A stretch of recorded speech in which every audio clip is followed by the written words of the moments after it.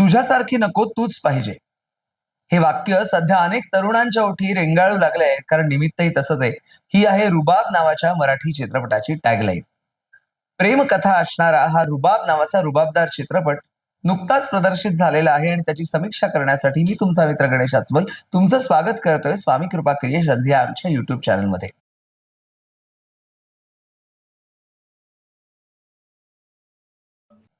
मित्रांनो, एकंदरीतच प्रेमकथा हा अनेक चित्रपटांचा विषय असतो. तसंच या चित्रपटात देखील प्रेमकथा आहे सूरज आणि वैशाली या दोघांची. सूरजच्या भूमिकेत आहेत संभाजी ससाणे आणि वैशालीच्या भूमिकेत आहेत शीतल पाटील.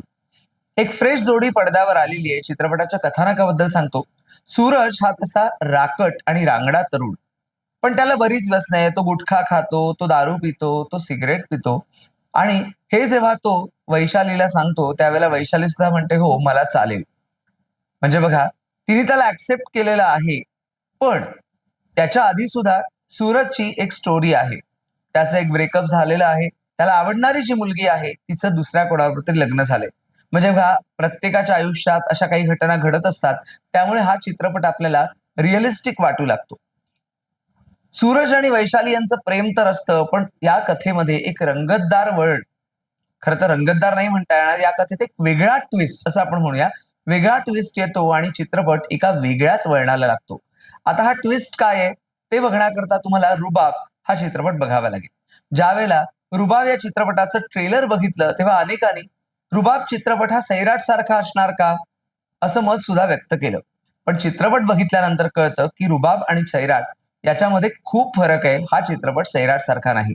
चित्रपटामध्ये गावातल्या मुलांची जी मैत्री दाखवलेली आहे, म्हणजे सूरज, मनोज आणि रवी या तिघांची मैत्री, ही जी केमिस्ट्री आहे ना, त्या तीन अभिनेत्यांनी भन्नाटपणे साधलेली आहे. ऍक्शन सिक्वेन्स कमाल झालेले आहेत आणि संभाजी ससाणे हा अभिनेता जो मुख्य नायकाच्या भूमिकेत आहे त्याने त्या भूमिकेला पूर्णपणे न्याय दिलेला आहे. त्याचप्रमाणे शीतल पाटील ही गुणी अभिनेत्री या चित्रपटातनं आपल्या समोर आलेली आहे प्रमुख नायिकेच्या भूमिकेत.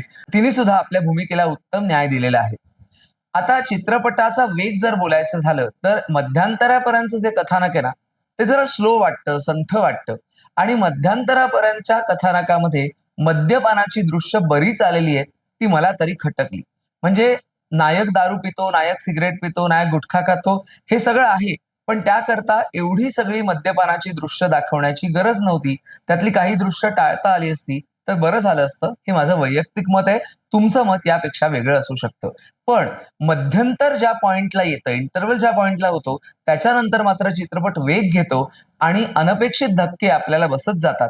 ऍक्शन सिक्वेन्स मी म्हटल्याप्रमाणे भन्नाट झालेले आहेत आणि मुख्य म्हणजे चिनार आणि महेश या संगीतकार जोडीचं खूप कौतुक करावं असं वाटतं. कारण म्युझिकल झालेला आहे सिनेमा. चित्रपटातली गाणी उत्तम आहेत. लग्नातलं जे एक गाणं आहे ते गाणं तर भन्नाट आहे. ते आपल्यालाही म्हणजे ते गाणं ऐकताना आपल्यालाही नृत्य करावंसं वाटतं. दिग्दर्शक आहेत शेखर रणखांबे, ज्यांना यापूर्वी राष्ट्रीय पुरस्कार मिळालेला आहे. त्यांनी हा चित्रपट करताना निश्चितपणे जे एखाद्याच्या वैयक्तिक आयुष्यात घडू शकतं ते दाखवलेलं आहे. प्रेम सफल होतं का? सूरज आणि वैशालीच्या प्रेमाचं पुढे काय होतं? या सगळ्याची उत्तरं तुम्हाला मिळतील रुबाब चित्रपटातनं. त्यामुळे चित्रपट बघायला हरकत नाहीये. पण पुन्हा एकदा सांगावं असं वाटतं की ती मद्यपानाची दृश्य जी भरपूर दाखवलेली ती टाळली असती तर बरं झालं असतं. आमचा हा रिव्ह्यू तुम्हाला कसा वाटला हे आम्हाला कमेंट बॉक्समध्ये सांगा.